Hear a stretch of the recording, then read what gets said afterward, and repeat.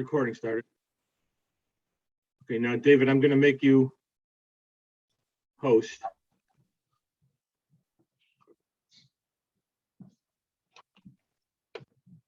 Okay. All right. You got it. Thanks.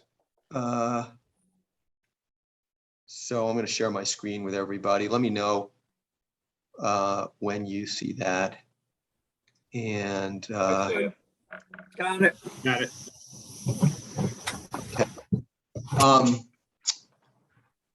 So that's our agenda. I'd like to move up first item, DCP Investigation Division Complaint Status Report. I need to open that up. And we'll move that to the front of the agenda. Okay.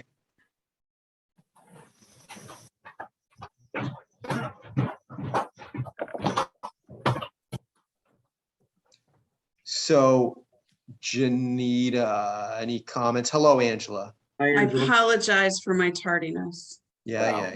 Good morning. Morning. I guess you slept in.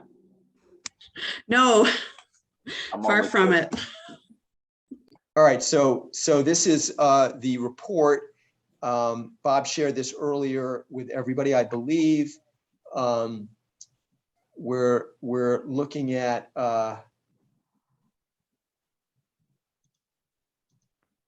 no open current remains open. Open prior remains open. So according to this, everything is new on this list. That can't be right because they're from 18 in terms of the action codes, if I'm understanding it, if I remember the action codes. Open current, open prior remains open. Wouldn't all these be A? No, they could be. The problem is, Commissioner, I Chairman like that. You can Barkin. call me commissioner from now on. Okay, Commissioner, Chairman Barkin, these ABCD titles, do not properly reflect on not only on your board, but any of the other boards, commissions, or councils that I report to. This is the terminology that was inserted into the reports when they were first created, I at least 5 years ago or so. The problem is with the reports, and we're still working with the IT group, and Director Brown will reconfirm this, that we're looking to have changes done through the IT people with the reports that go to the boards, commissions, and councils, because it doesn't properly reflect everything. Those 4 standards, A, B, C, D, are confusing, and the reports do not carry over information from each two. It only looks at that 1 or 2 month segment of time. That's why for me to get you yours, I have to start at January 1st, 2018, so that it will show everything. Because if I was to only run this from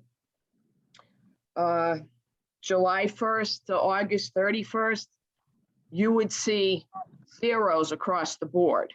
Yeah, I understand. So, Janita, but we can conclude from this that there isn't anything prior to 2018-134 as listed on here. This is the complete list of complaints that are open and legal or open and under investigation. Yes, sir. Right. Okay, Yes, very good. So with that in mind, everybody, I think we shift to Paulette Annan Esquire to discuss the legal, how things are going from, because most of these, except for the last one, have been referred to legal. Right. I'm not on mute, right? You can hear me? I can hear Yeah. you. Okay.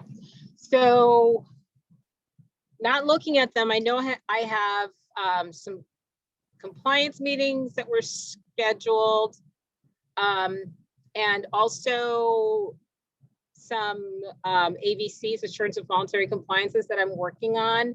to settle some of these matters. So that's where any case that has gone up to legal, that's the status of them. Either I'm going to settle them through a settlement agreement, or there's a compliance meeting that was scheduled and rescheduled or Okay. rescheduled. So we're making progress on all of these? Yes. Okay, so questions from the board? I'm good. Phil is good. Twig, Angela? No, I said I'm good, sorry. Okay, All set. Thank you, David. okay, so are we good with this issue? I think we can move on to the next issue and allow Janita and Pamela to go about their days without further interruption. Okay, I don't think we have to take any action, right? Actually, I do have one question. I think we talked about this before, but I don't think this happens from a process standpoint, but like once the matter is settled, does anybody get back to the original complainant to tell them, or does Yeah, that complainant have to call and find out? It's a process in investigations that we send a letter out if it is closed, resolved, or dispute of facts where maybe the matter has to be taken to civil court. I can't speak to what legal does on their end, but as an investigation, if we are closing a case within our division, a letter should be going out. Unless it's anonymous, obviously, then. Correct, exactly. Right. But the third party complaint people would be notified.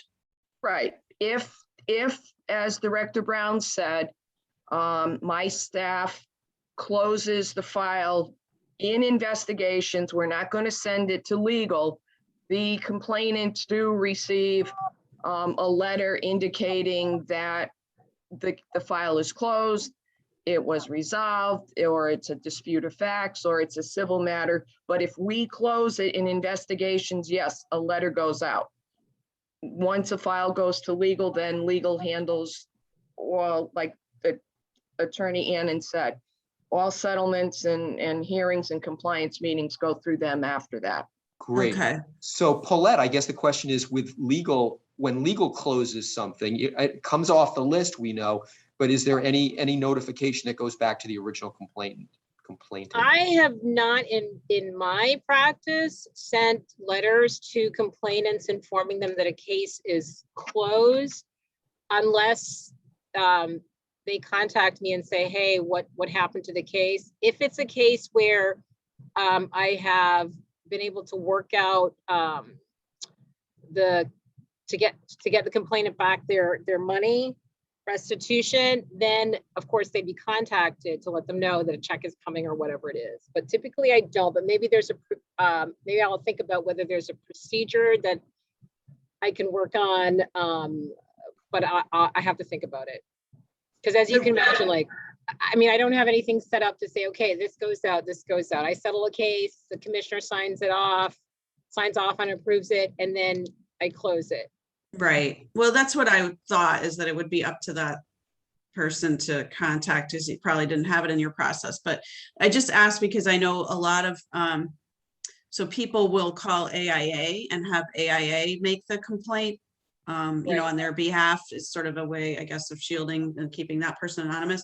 So AIA likes to track, you know, things of their own nature that they've made a call, and then they can, because then that member or other members, you know, maybe it's a bunch of people have called about somebody in particular, but so then AIA needs, is there a way that maybe at least AIA could be informed of status? I don't know. Like I said, I can figure out a process if it's AIA to, do I have their contact information somewhere?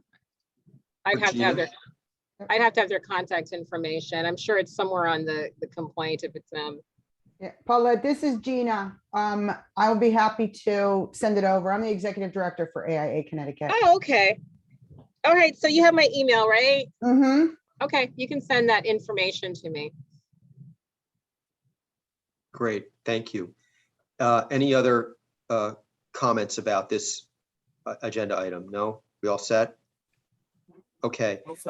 Paulette, can you reach out to Leslie? Because, Yep. her request was we push her up on the agenda here. Yep. We're willing to do that, but in the meantime, let's work through.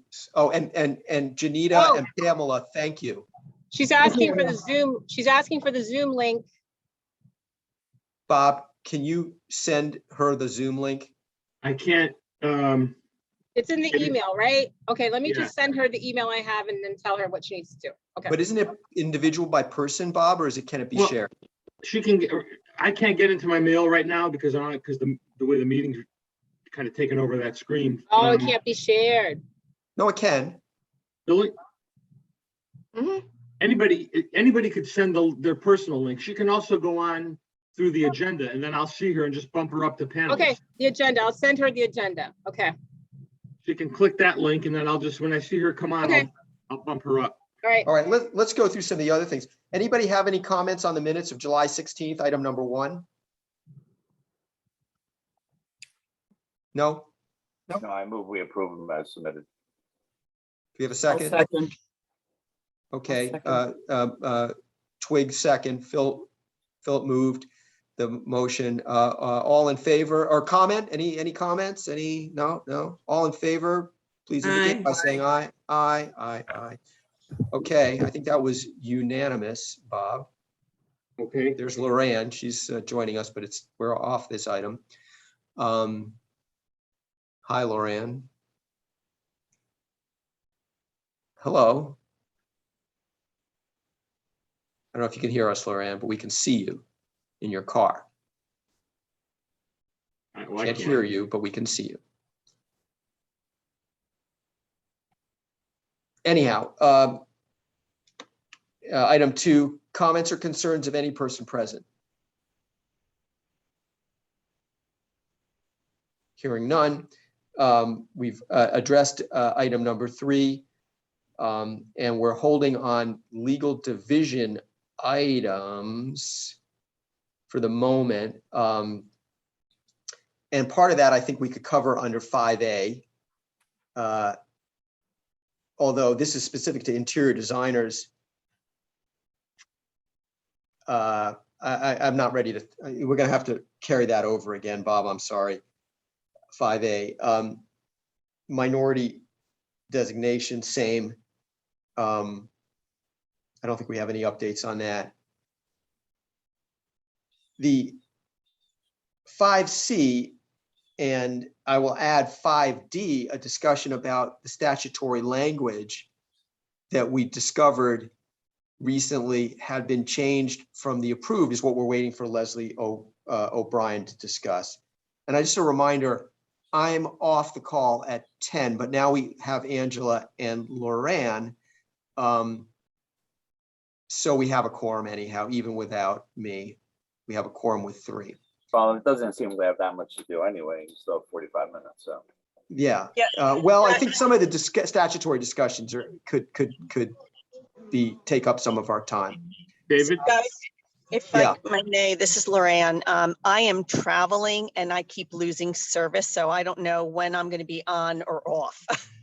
Understood. Okay. But we have Angela and she's We only need static, 3 for, yeah. and Phil is static, and Twig is static. So we still, even without me, we still have a quorum. Okay. David? Yes, sir. If you can go to the panelists and attendees window, you could I can't bump Leslie up to panelist. I don't even see her. You go to participants in the bottom toolbar on the screen. The little cluster of people there, the little icon, participant says 11. And then you have to hit the attendees tab. Then hit the attendees tab and you'll see Leslie. I'm not even seeing it because I just have the, what does this I'm do? not the host, so I can't. Do you see on the bottom of your screen where it says participants? I just have everybody, displayed. Yeah, well, they're 2 separate things. Bottom Two middle of the separate. screen, there should be a thing that says participants. Participants. Well, I'm going to stop 13. sharing sharing my screen. Oh, here we go. It's part of my shared screen. Participants, Now go to All right. attendees. attendees, yeah. Leslie. Leslie, allow to talk more? Or promote the to panelists. panelists. Yeah, Promote got the it. panelists, and you'll bring her up. All right. I'm going to allow Manny and Mike. Who is Mike? Is it Ailes? I'm not sure. Got it, but Leslie's in now. All right. Hi, Leslie. She's muted. Not by me. No.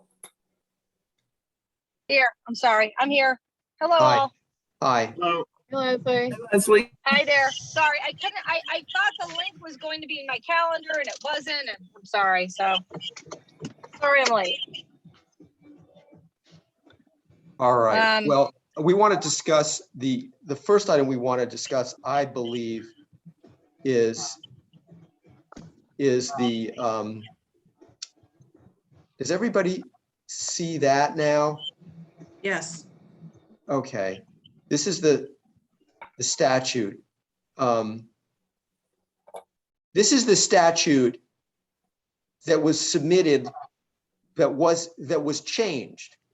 So a little history here. So, because I don't think everybody's up to speed on this. You know, back in 19, the statutes were changed when we spent a lot of time talking about all this, and working with the department. It became part of the department bill.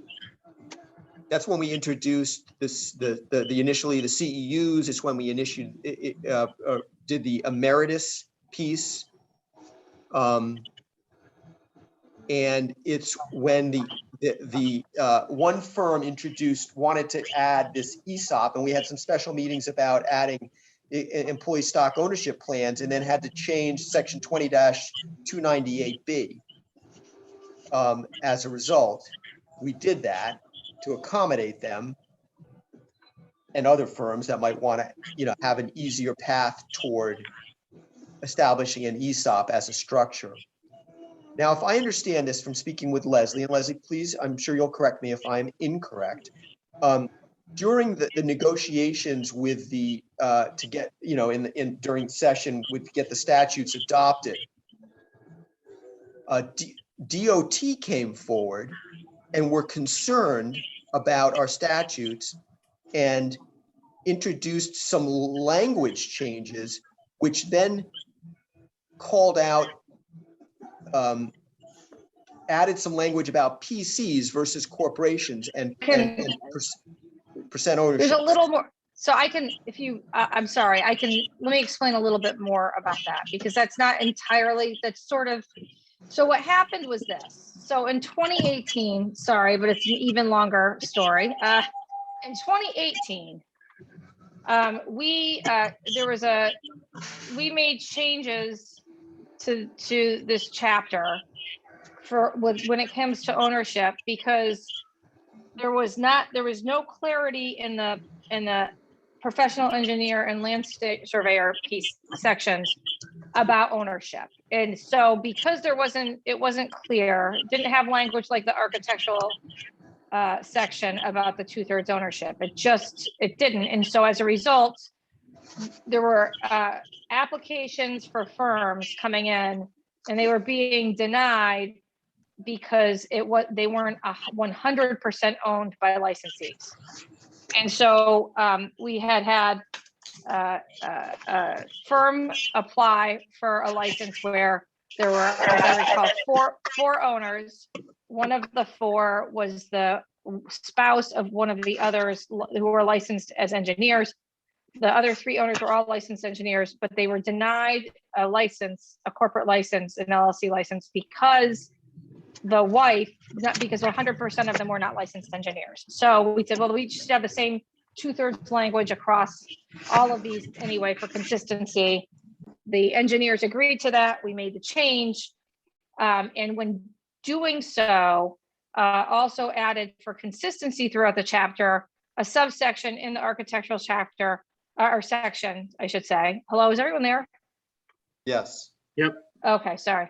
And so a change was made, or there was another subsection added, which basically was redundant in the architect section, or the architect's piece because you already had the 2/3 requirement rather than 100%, it being silent and it being interpreted as 100%. So that happened in 2018. And as a result of that change, DOT was about to contract with an engineering firm, not an architectural firm, but an engineering firm.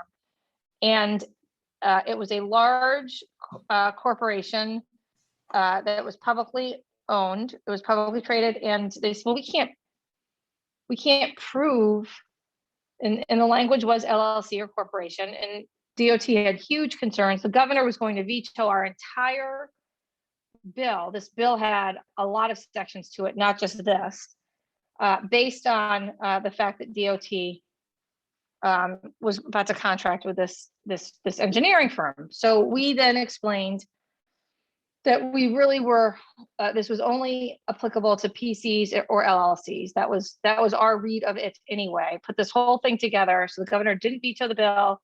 And then for 2019, our goal was to clarify the professional engineers in land surveyor section. But then the other pieces came into play in 2019. We were already making changes to that chapter. So we were going to keep our changes separate, but then there was a request that the architectural changes be incorporated into our bill. And at the same time, we were making these clarifications about professional corporations and LLCs versus publicly traded corporations. And so that at that point, the same clarifying language that was being made for the professional engineers was also carried forward and made in the architectural section. Having said that, there's no question, there's a real concern about how publicly traded corporations are treated if in fact the 2/3 standard is applied to them. Can I say, I'm going to say something now about this, okay? Having worked in the private sector. Can I say, I'm so sorry, Daddy, and you can say something in a second. I just want to make this clear. The other thing I would say about this is this language was out there, and it's not like it was, there was back and forth, and there was sign off by everybody at that time back in 2019 with this language that included the adding professional before corporation in a section. By us? Sorry. Yes. I'd like you to share, because I was never aware of, I was looking through that, trying to figure out when we approved it or even understood the implications of the PC language. I mean, the one I had before was the last one that I had that indicated what we had approved, and it didn't call out the PC piece of it. But I also want to say something else. Having been practicing in a large corporation, and it wasn't a public corporation, but I think the model is the same. All different states have different statutory requirements for organizations. It's not uncommon for firms, large firms, to create a sort of a sub organization within their organization to allow them to practice effectively within the different jurisdictions. And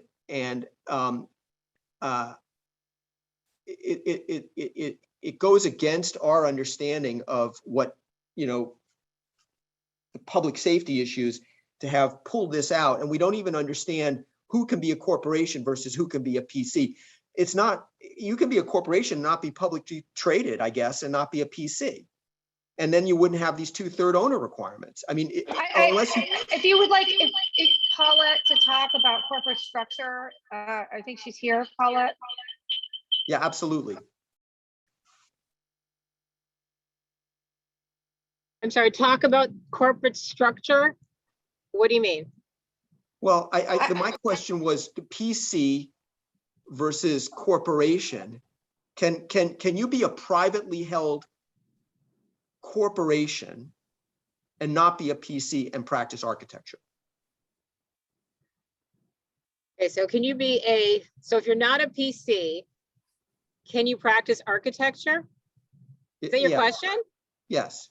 Yes, because our statute, David, it will say there's a specific requirements for if you're a PC, if you're you call it is it LLC, EOC. LLC and the ESOP, right? ESOP. So we specifically said that if you are these, we're singling them out for the 2/3.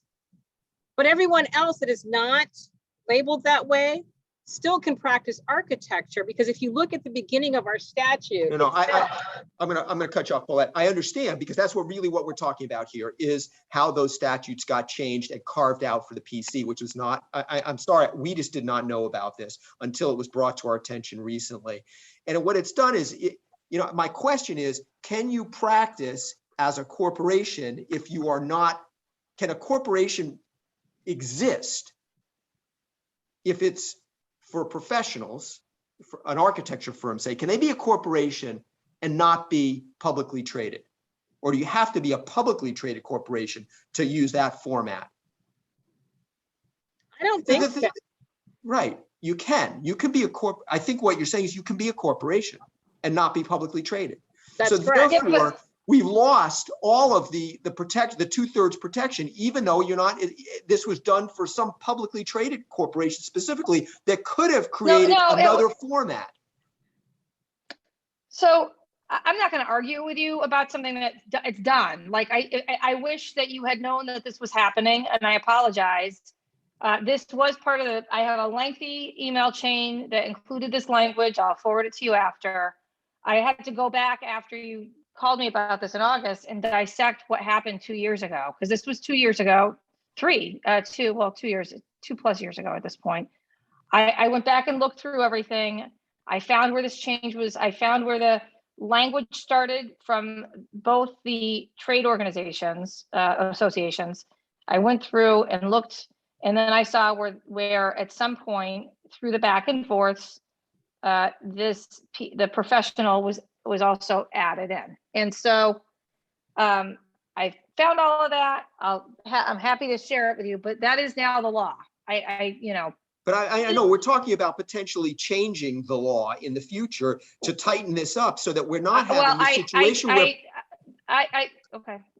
I'm sorry. David, I understand you're a little heated right now. I don't want to get yelled at. Well, I'm just saying that whether or not this was in an email chain, I don't believe this was discussed with the board. Anybody else from the board can talk about this, that we never intended for, the 2/3 requirement for any corporation. And like I said, even publicly traded corporations can create layers of organizations within their organization to practice appropriately in any given jurisdiction. It's done all the time. So I'm not sure why, it might have been inconvenient or cost them some money, but who cares in the sense that, it's a cost of doing business for a corporation. They do this all the time. They incorporate in this state or that state because those rules are different in different states. David, in fairness, let me just say this one thing. David, in fairness, you and I had this conversation. You and I had talked at one time, and you had not remembered this. Then you sent me a voice message in which you confirmed that you did. You said that looking back at the history, the language as it is now, you said it was shared. The language was, but what I'm saying was not shared was that it was actually changed and we understood what that meant.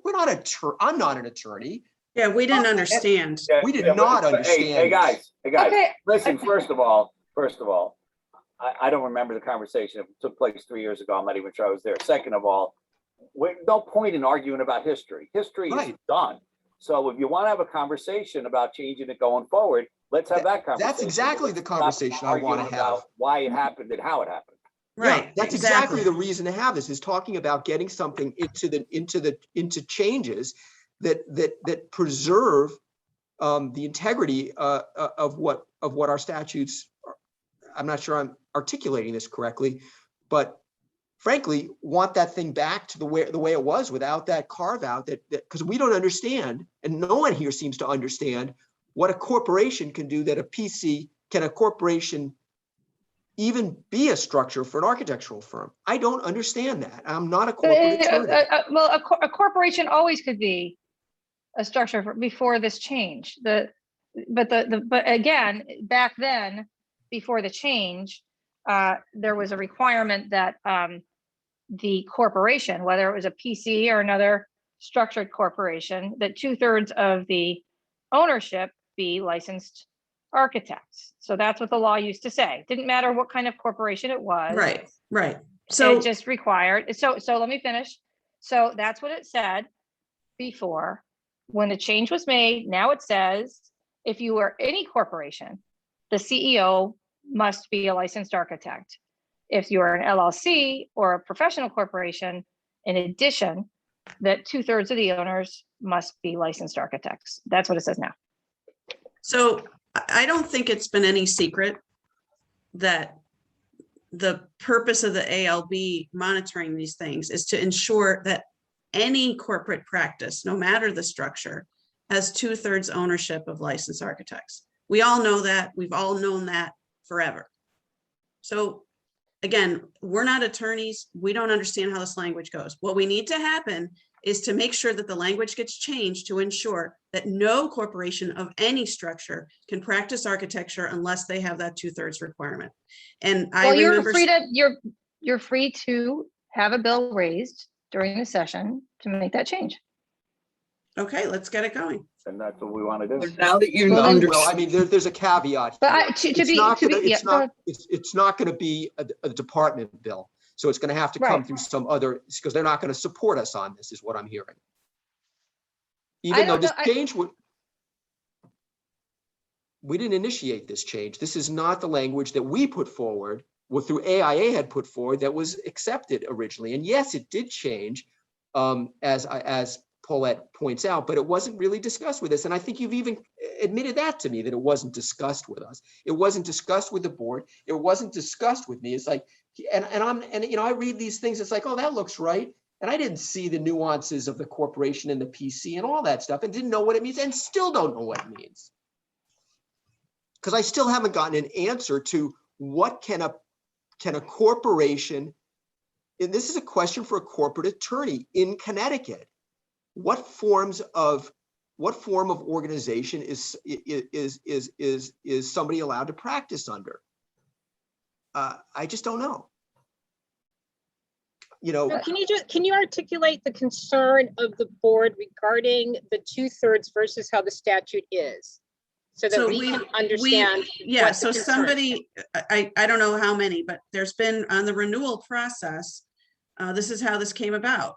One of the corporations that is not 2/3 came forward for their corporate renewal and specifically pointed out this language and said that they don't need to adhere to the 2/3 rule because of this language, and therefore got their renewal. And we're under the mercy of legal interpretation, both within DCP and other related offices.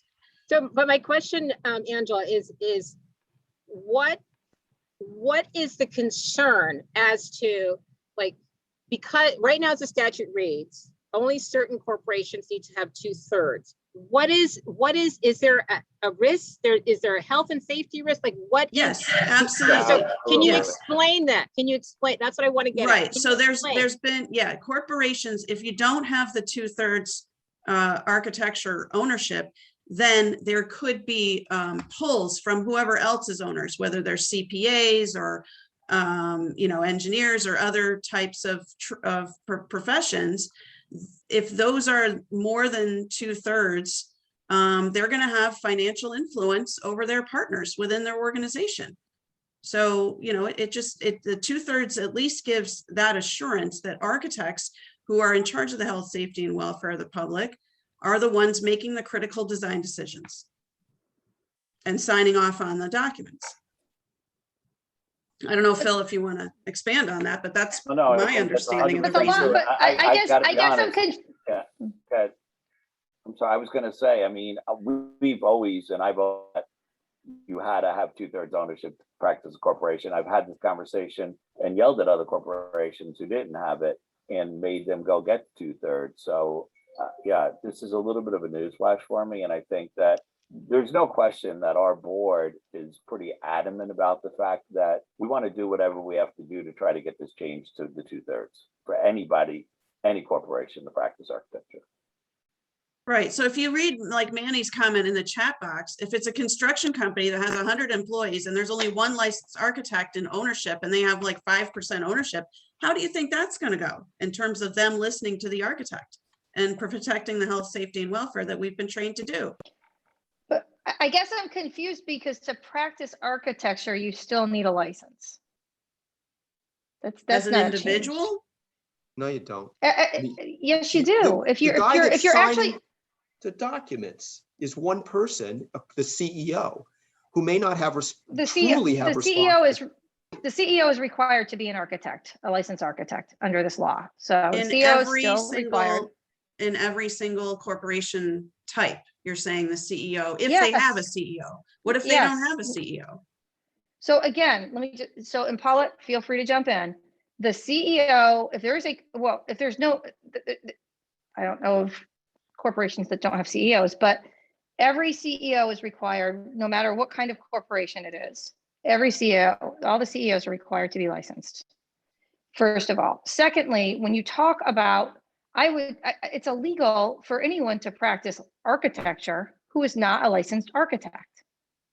That's still against the law. We understand that, but I think, as Gina said, and when Manny said, you could have a CEO that you can have a CEO, I guess, that's a licensed architect. That doesn't mean they own the majority of the firm.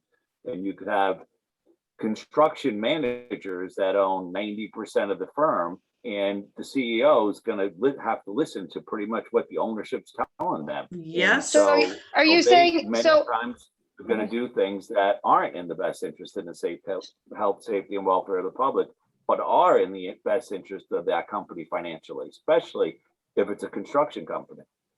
So you're saying that a licensed architect will make decisions that are contradictory to what they should be doing under their license? I would love to believe that wasn't true. I really would.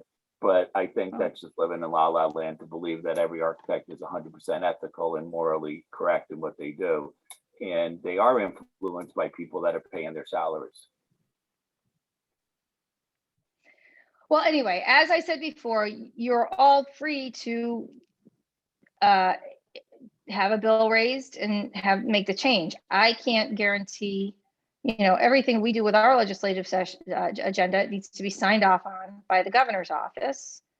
And because the ultimate change here to clarify professional corporation, although it was because of the engineering statutes, I don't believe that we will get sign off to make this change in the architectural piece. That's what I'm telling you. I just don't, given the fact that we were asked to make this clarifying change because of the DOT experience on the engineer side, I don't know why they would look at architecture in your section differently from the professional engineers section. So we could, if we put it forward, I don't know that it would be. Because architects and engineers are not the same. I understand they're not the same, but this, okay. And Leslie, I'm just telling you, look, we want your opinion and we appreciate your opinion, but you're free to that's do not whatever, a reason for us to not try. No, I'm not telling you not to, I'm not saying you shouldn't try. I'm just letting you know that I can't put it in a, and I'm letting you know that on our, yeah. I mean, just hearing it sounds like it's going to be a wasted effort and we have no chance is what you're saying. You always have a chance. I'm telling you that it's not going to go in I don't think we can do it in our agenda. I'm not saying that, look, you had, there are two different lobbyists working on the ESOP language in 2019, Brendan Fox and Jim Palillo. So I would assume that the associations that worked on that could ask the general law committee to make this change, and we wouldn't object to it at all. All right. So what's our process? Do we have to engage them, or yeah? I think what's the timeline? That's exactly what you're hearing here. Is that somebody would have to come forward, pay the price to craft the language for a problem not of our making. That's my take on this.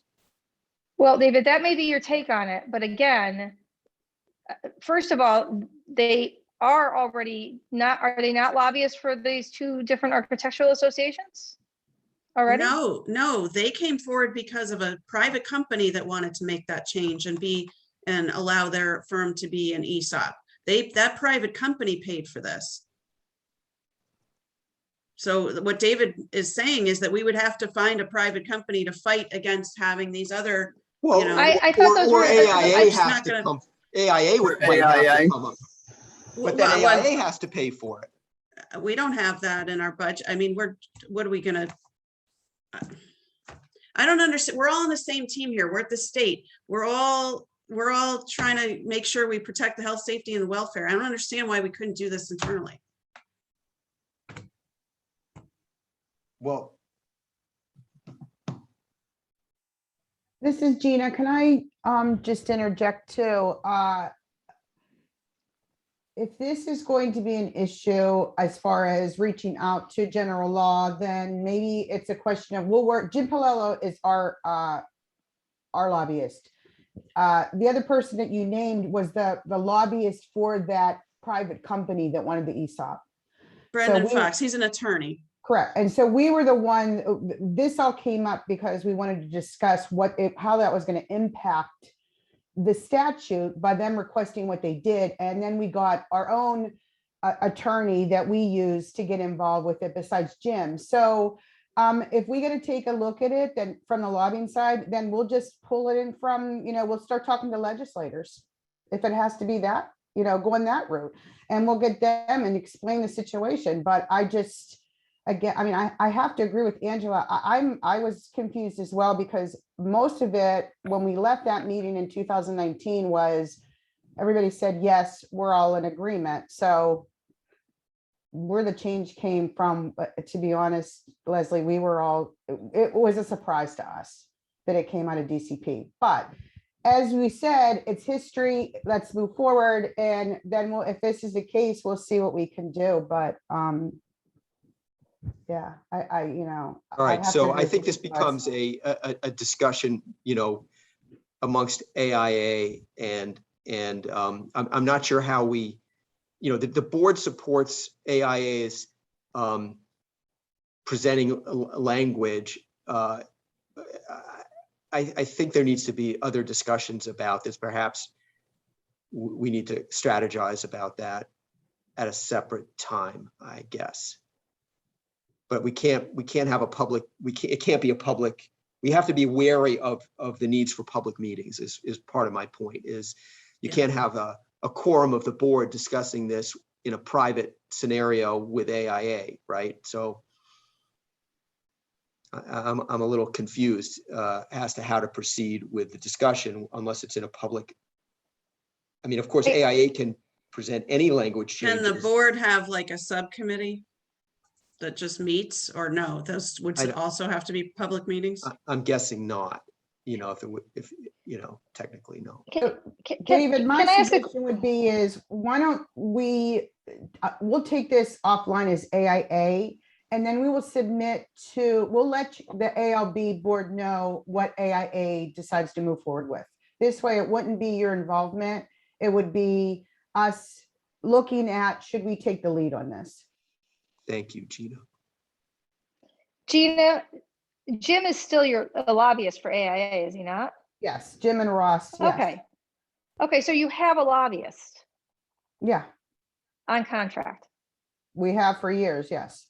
Right. Yeah, it's their contract is I also carry a limited. lobbyist badge as well, but because they're up there, they're doing, they're on. My point is, and I apologize, I know you're all frustrated with me, and I'm sorry for that, but this is not that difficult. Like, Jim certainly knows how to get a bill raised in the general law committee. I've worked with him on many things. So, it's a simple change to your section of statutes to remove the word professional. That's all it is. Yeah. And well, so as I said, so this, because I understand you have other things to deal with today. We'll take this to, because I have to take it to the AIA board.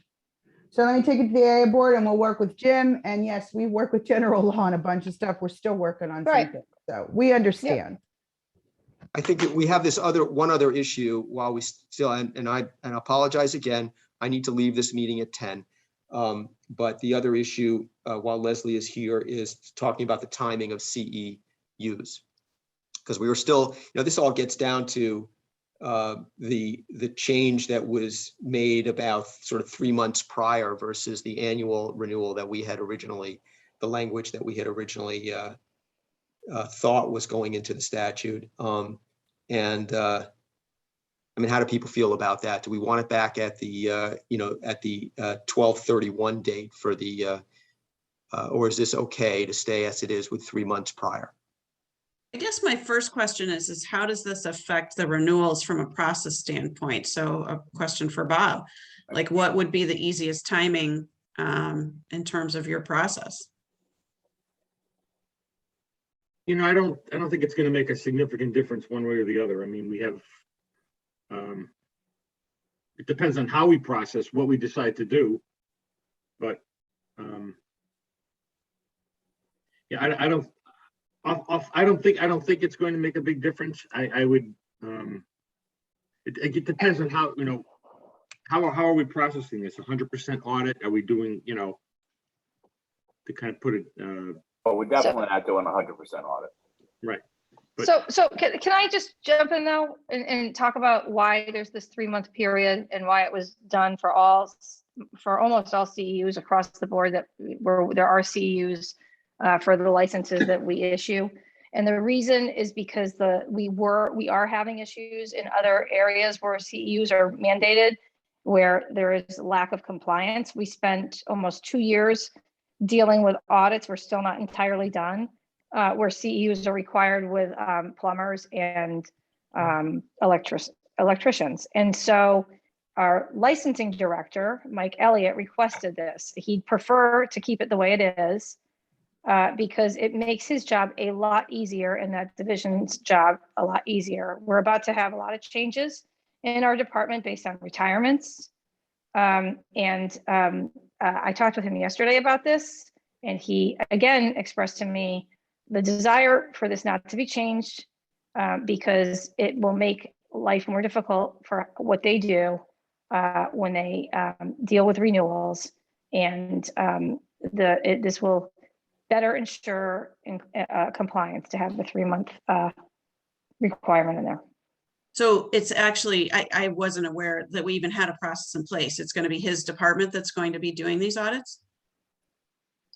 He's the licensing division. They deal with all the renewals. So when people renew, it goes through him as well. And in fact, because we're about to, have a lot of retirements, he's going to be responsible for. Right. No, my question is, he's going to be doing the architectural renewals? Because I thought Bob did that. As people Bob has a director, Richard Hurlbert, who's retiring soon. And so all of this, a lot of things are being consolidated as a result of retirements. Okay. So it's like a big picture thing. Okay. It's a big picture thing, and and we would like to the extent possible for where CEUs are required to have it standardized, so everything is handled the same way instead of every license with CEU mandates being handled differently with different timeframes. Okay. And so are all those licenses renewed at the same time? Like ours is what, end of August? July. No. End of July. End of July?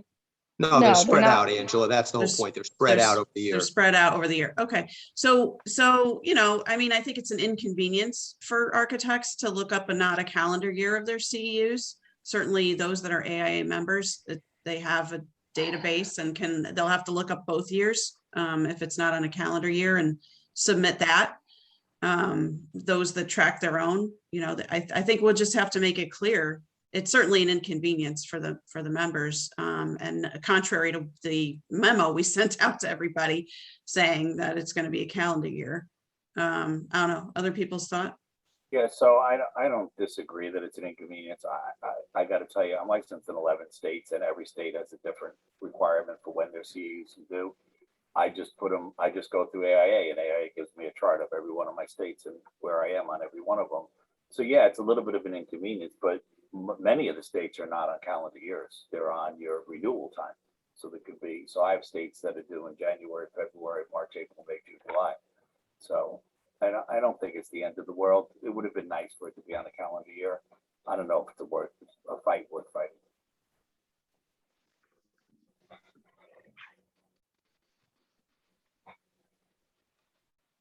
Anyone else? So it sounds like the inconvenience to the architect is less than the impact to the state. So Yeah, I why mean, don't you leave it the way it is? I mean, as a state employee, which is not my hat I'm wearing here, okay, I agree that we're going through in all kinds of the retirements, and there'll be a lot of disruption with this silver tsunami that's coming up. I guess I'm curious to know, how did the accountancy board decide this issue? We're still working with them on that. I say that because, as I understand it, the accountancy board objected strenuously to this change that occurred. Right. That may be. I haven't talked with Frank Vernelli. Yeah, and here's the thing. I mean, correct me if I'm wrong, but we can play it out for a year or two, and then if it's really a big issue for us, we can try to get it changed.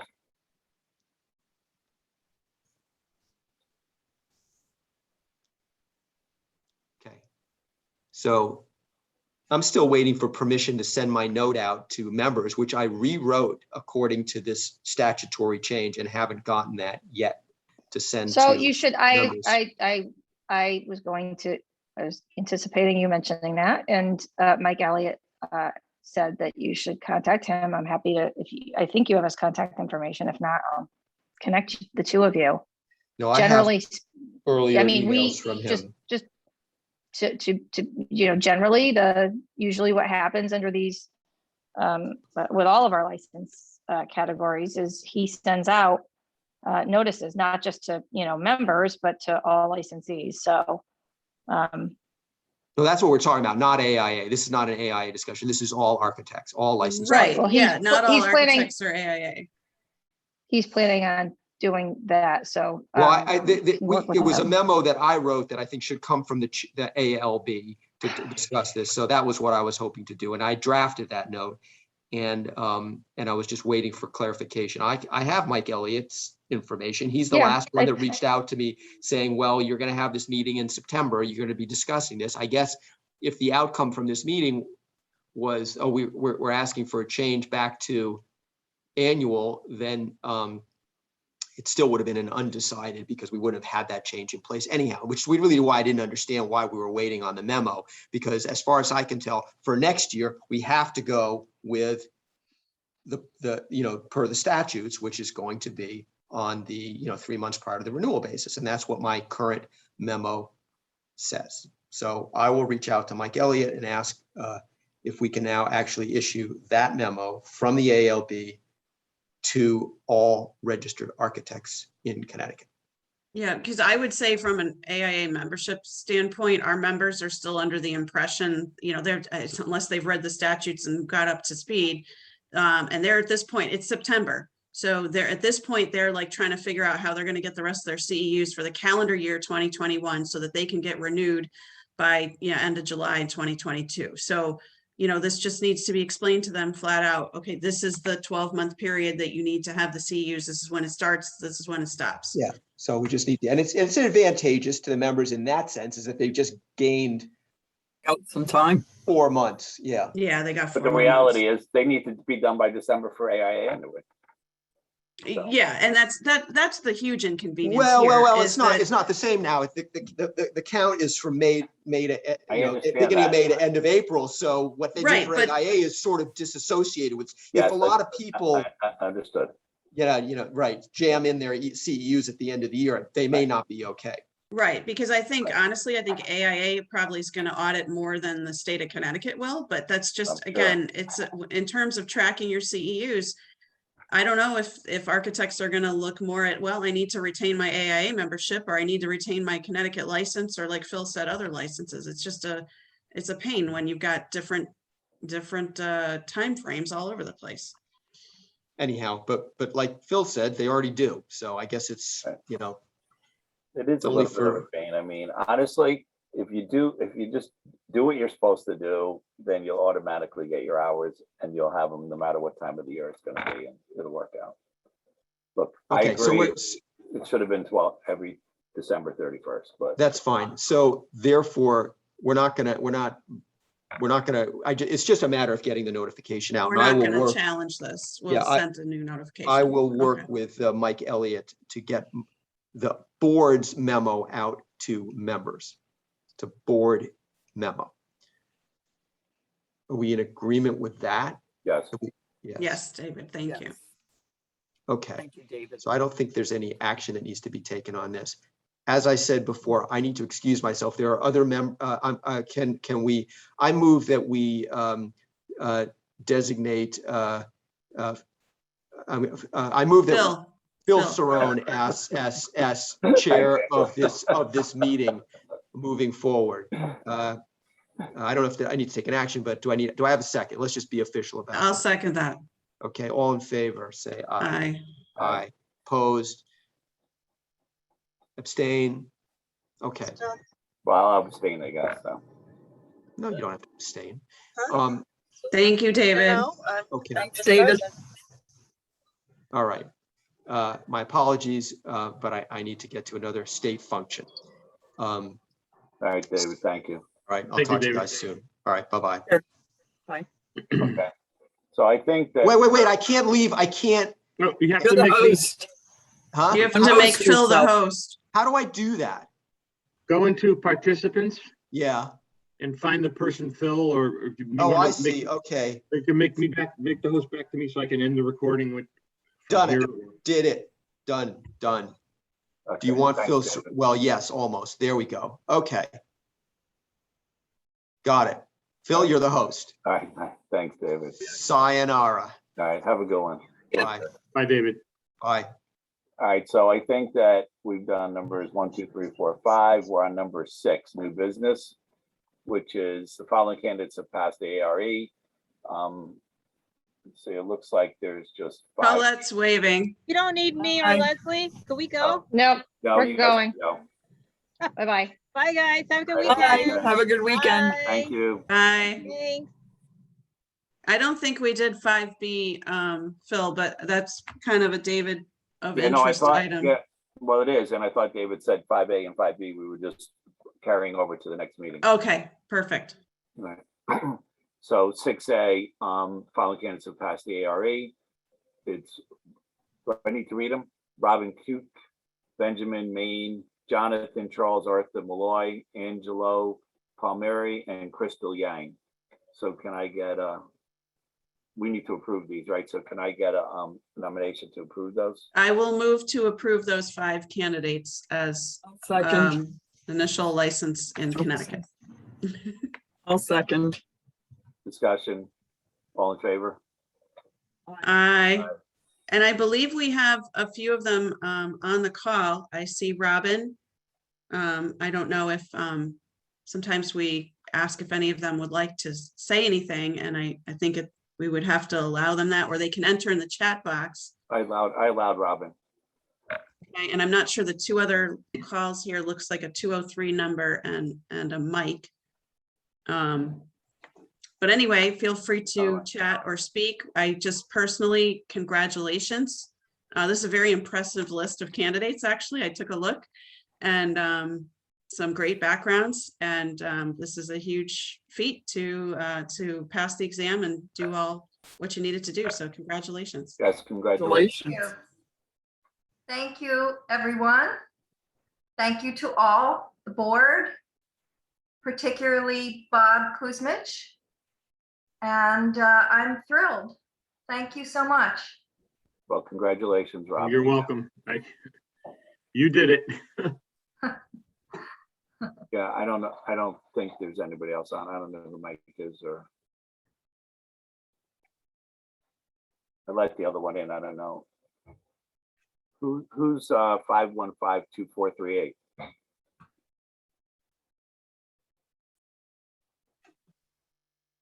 All right, we're hearing nothing. We're gonna move on.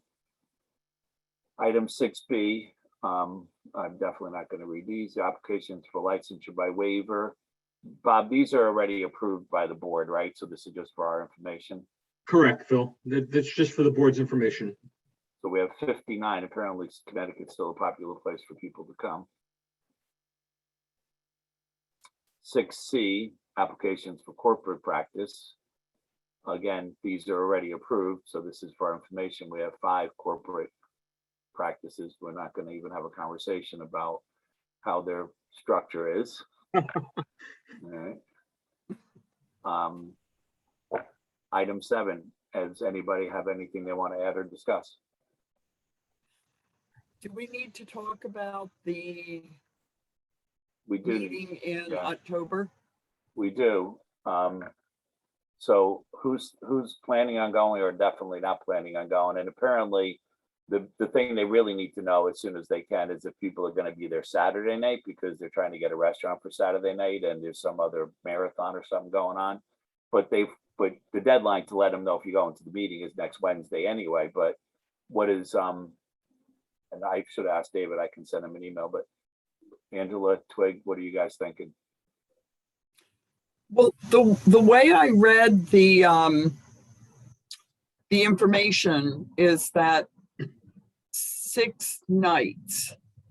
Yeah, we get The total. organization pays for 6 Right. nights. So I just figured 3 architects, you, Oh, Angela. yeah, that's not, so I'll tell you what I'm planning. I'm planning on going on Friday, but I'm definitely not staying on Saturday night, and I may not even stay for the whole meeting. I'm supposed to be in Boston Saturday afternoon for a family event. So I'm probably going to just go for half of the meeting on Saturday, but I'll stay Friday night. So that would be just 1 hotel night. Angela, what are you thinking? And I believe Lorianne is already booked for 2 Yeah, nights. Lorraine said she was going, so I know that. Right, so that's 3 nights. I'm actually, as much as I would love and as much as my kids love Burlington, Vermont, I'm have to put this on a low priority. So I am not going to attend, unfortunately. Twig. It is my only free weekend. It was good how Yeah. you tried to use that other excuse, though. It's my only free weekend in 8. Yeah, I have none, but I do have a conflict, but I'm gonna definitely go for at least half the meeting on Saturday, so. It sounds like a wonderful meeting. And again, I had originally thought, well, I'm going to take 2 hotel rooms and pay for, and have my kids come as my guests, and what a great city, and it's going to be beautiful, but we just have so much going on. Yeah. Yeah, so just check with David to see. I don't will. think he's going to attend, but it sounds like there'll be 3 nights to give back to, And my guess is the that it's organization. gonna be I think it's probably gonna be a light turnout, because I think there's still some people who are reluctant to travel. So, Yeah. but we'll see. I was, okay, does anybody else have anything else to add or discuss? All right, if not, I make a motion, we adjourn. Motion to adjourn. Oh, you made the motion, That's all right. or you want a motion? I want a motion, sure. You can make the motion. Motion to adjourn. I'll second. All right, guys. Bob, we don't have anything else, all right? We're adjourning. We're good. Yep. Okay, Good. all right, guys. Have a All good right. weekend. All See you right. in a couple Have a good months. Thank you, weekend. Have a Bob. good Thanks, one. everybody. Bye-bye.